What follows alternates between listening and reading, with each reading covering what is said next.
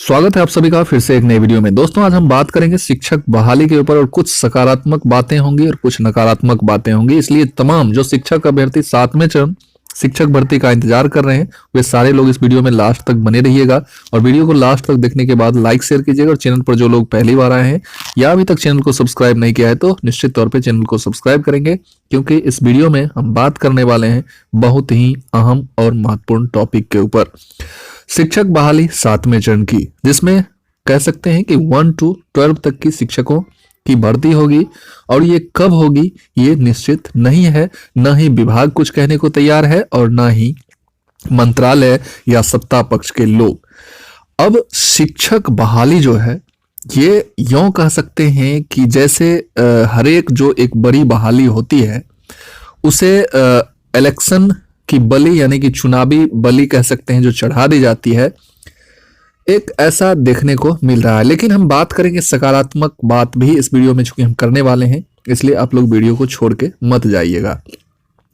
अब इसी बीच क्या होता है कि 2023 शुरू हो जाता है और 2023 का आज चौथा दिन है और ऐसे में 3 तारीख को यानी कि कल आपको एक नोटिफिकेशन यानी कह सकते हैं कि एक विज्ञप्ति मिली जो कि एस्टेट को लेके था।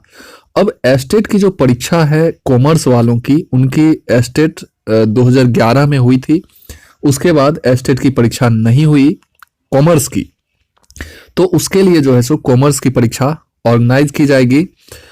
और इस कॉमर्स के परीक्षा के पीछे जो है कहीं ना कहीं 7वां चरण भी। अब क्या होगा, देखिए सरकार के हाथ में दोनों चीज रहता है।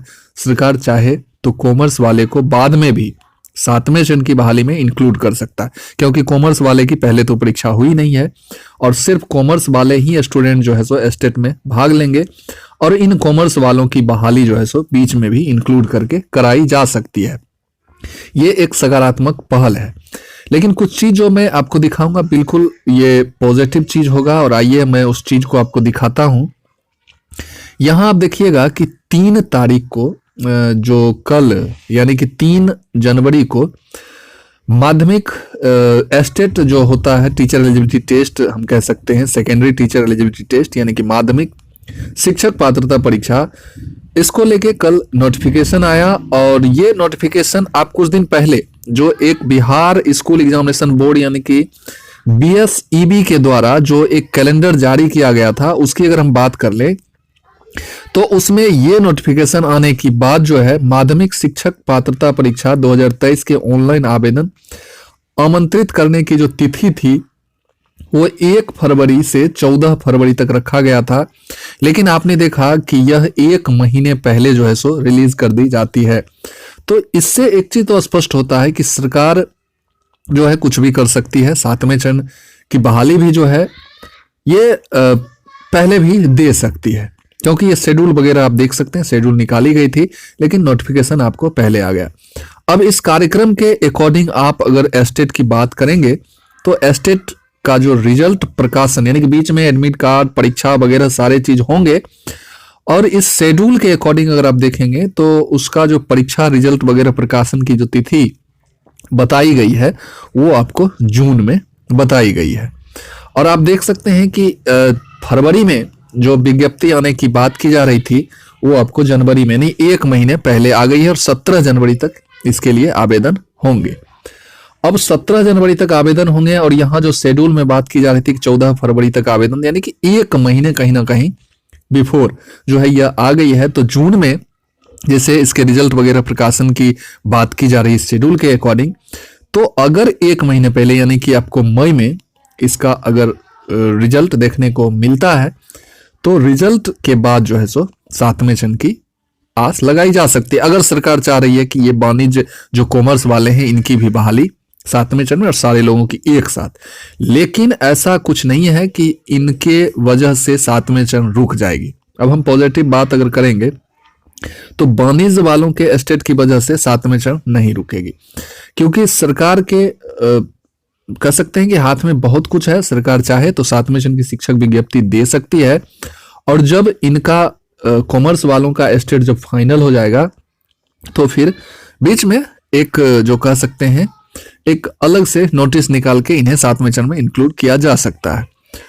अब यहां हम बात करेंगे कि 7वें चरण के ऊपर जो जदयू जनता दल यूनाइटेड की जो फेसबुक पेज है और राजद की जो फेसबुक पेज है, इस पर से भी शिक्षकों के बहाली के ऊपर बैनर पोस्टर वार किया जा रहा है। और ये बैनर पोस्टर वार आज से नहीं, बहुत दिन से हो रहे हैं, तो इसमें बिलीव भी करना थोड़ी बेईमानी होगी।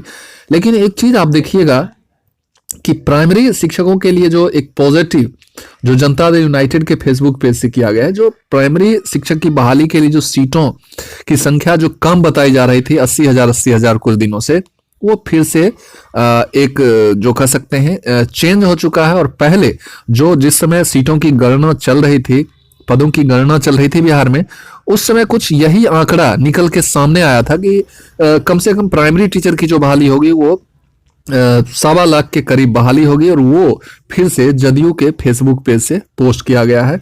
आप यहां देख सकते हैं, आप खुद भी इस बात की पुष्टि कर सकते हैं। ये जो है आप देख सकते हैं कि ब्लू टिक भी इस पेज में लगा हुआ है, एक ऑथेंटिक, और जहां 6 लाख से ज्यादा इसके फॉलोअर्स हैं इस पेज के, और वहां से ये बातें पोस्ट की गई है फोटो के माध्यम से। और जैसा कि आपको पता है कि जदयू के ही माननीय नीतीश कुमार जो कि ऑल इन ऑल हैं सरकार में। अब कुछ बातें जो आ रही हैं निकल के, तो क्या यह जो आपकी बहाली है यह चुनावी बलि चढ़ गई है? अगर चुनावी बलि चढ़ गई है तो फिर आपको ये बहाली 24-25 चली गई। अगर लोकसभा की ही बात करें तो लोकसभा का चुनाव जो 24 में होने वाला है, तो इसको लेके भी अगर बहाली दी जाए तो आपकी बहाली अभी भी 6 महीने कम से कम डिले होने वाली है। और अगर ऐसा नहीं है तो फिर हम तो फिर बोल रहे हैं कि सरकार शेड्यूल से पहले भी कुछ कर सकती है। जैसा कि मैंने आपको बिहार एग्जामिनेशन बोर्ड जो है BSEB, Bihar school examination board के द्वारा जो माध्यमिक के लिए जो शेड्यूल दी गई थी, उससे बिफोर आपको स्टेट की जो विज्ञप्ति है, स्टेट को लेके जो परीक्षा होने वाली है, वो मिल गया पहले 1 महीने पहले। तो फिर इसको लेके भी आप पॉजिटिव रहें, कहीं ना कहीं आपको ये भी दिखेगा अगर सरकार पॉजिटिव है तो। और इसलिए मैंने लिखा कि सकारात्मक बातें और नकारात्मक बातें जो हैं, यानी कि पॉजिटिव और निगेटिव दोनों बातें इस वीडियो में हैं। और आई होप कि आप समझे होंगे कि क्या बात है। और दूसरी जो बात है, नीतीश कुमार की जो है 5 तारीख से समाधान यात्रा पे निकल रहे हैं, प्रत्येक जिला जाएंगे नीतीश कुमार। अब कितनी बातों का ये समाधान कर पाएंगे इस यात्रा के द्वारा, ये तो देखना होगा। लेकिन आप तमाम शिक्षक अभ्यर्थी भी तैयार रहें, अगर आपके जिले में भी ये पहुंचते हैं तो आप इनसे अपनी बात को जरूर रखें, अपनी मांगों को जरूर इनके समक्ष रखें, क्योंकि आज भी ये एक विश्वास है कि नीतीश कुमार ही कुछ कर सकते हैं शिक्षकों की बहाली के ऊपर। और ये तमाम बातें मैंने आपको ऑथेंटिक तरीके से बताया कि ऐसा हो सकता है। लेकिन क्या कुछ होगा ये आने वाला भविष्य बताएगा, आपको वेट करना होगा। और कम से कम जनवरी भर तो वेट करना ही होगा, क्योंकि जनवरी में बहुत कुछ स्पष्ट हो जाएगा। तो वेट कीजिए और अपनी मांग को रखते रहिए लगातार, आपकी बहाली निश्चित होगी। आप निश्चित एक सुयोग्य शिक्षक बन पाएंगे। और इसी शुभकामना के साथ इस वीडियो को हम यहीं समाप्त करते हैं और फिर मिलते हैं किसी नए वीडियो में नई एनर्जी के साथ। तब तक के लिए जय हिंद, वंदे मातरम।